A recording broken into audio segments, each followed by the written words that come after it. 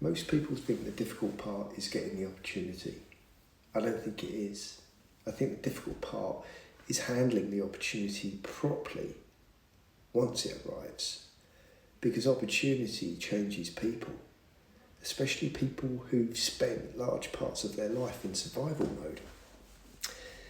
And I think this is something that deserves a far deeper conversation than most people give it. Because when you've spent years working, building, studying, failing, adjusting, trying to improve yourself, you imagine that if the opportunity ever came, you'd simply feel excited, certain, confident and ready. But that's rarely what actually happens. What usually happens is responsibility arrives at the exact same time as possibility. And responsibility feels heavy because suddenly it's no longer theoretical. The numbers stop being imaginary. The outcomes stop feeling distant, and your nervous system quietly realises this needs to be handled properly. And that's a very different psychological experience to hype.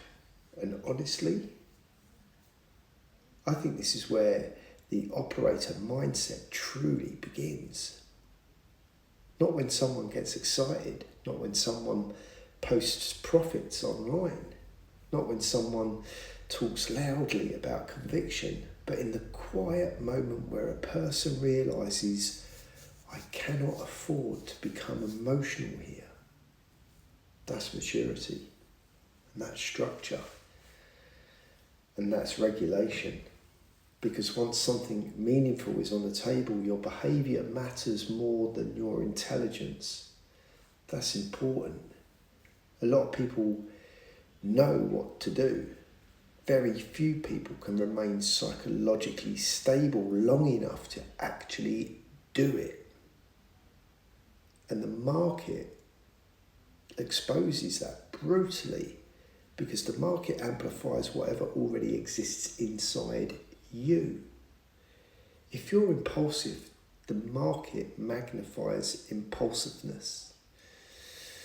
If you're fearful, the market magnifies fear.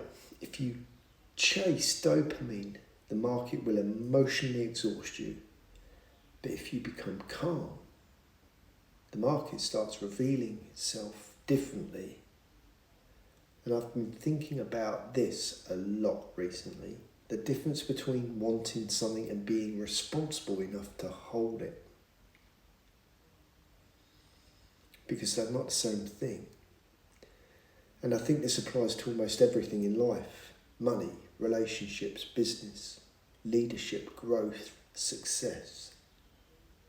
People often ask for expansion without realising expansion increases responsibility. More capital, more responsibility. More visibility, more responsibility. More influence, more responsibility. And if the nervous system isn't prepared for that, people unconsciously sabotage the very thing they prayed for. Not because they're weak, because they're overwhelmed. And that's a completely different thing. And I think we need to normalise talking about that. Because there's this strange internet culture now where everyone wants to appear confident, certain, emotionless, unaffected. But the real growth often feels deeply uncomfortable, especially in the beginning. Because your old identity is still trying to coexist with your new reality. And that creates internal friction. Part of you moves forward while another part quietly says, this feels dangerous. Even if the opportunity itself is positive. And this is why emotional regulation matters so much, not just in trading, in life. because regulation allows you to stay present under pressure. It allows you to think more clearly while emotions are moving. And honestly, that's probably one of the greatest skills a human being can develop, the ability to remain calm while reality changes. Because most people become reactive the moment circumstances intensify. That's why so many people sell too early, quit too early, speak too early, celebrate too early, panic too early. Because the nervous system wants certainty. But the markets, they don't provide certainty, they provide probability. And an operator understands the difference. That's such an important distinction. Operators don't need consistent or even constant, emotional reassurance. They need structure, process, frameworks, preparation. That's what creates stability.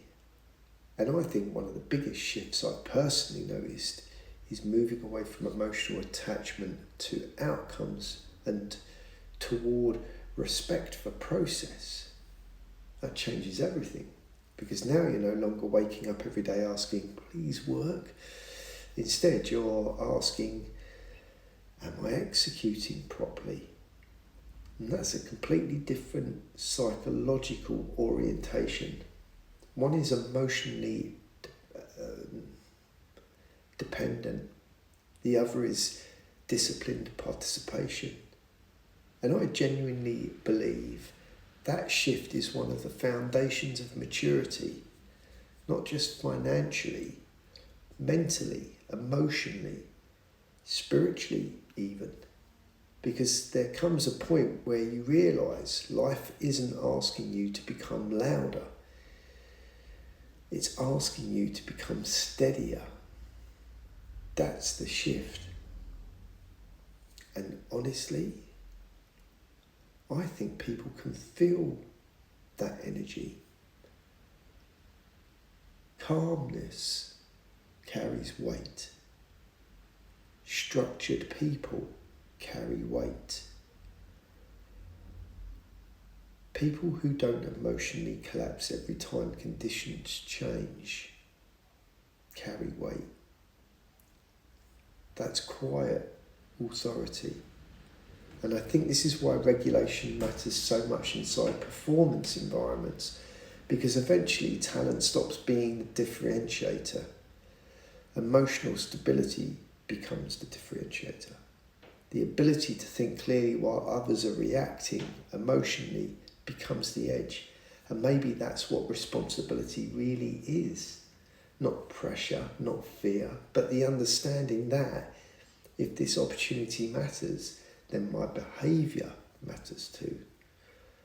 And that's a powerful moment, because that's the moment a person stops behaving like a participant and starts behaving like an operator. Not reckless, not euphoric, not consumed by dopamine, just calm, measured, prepared.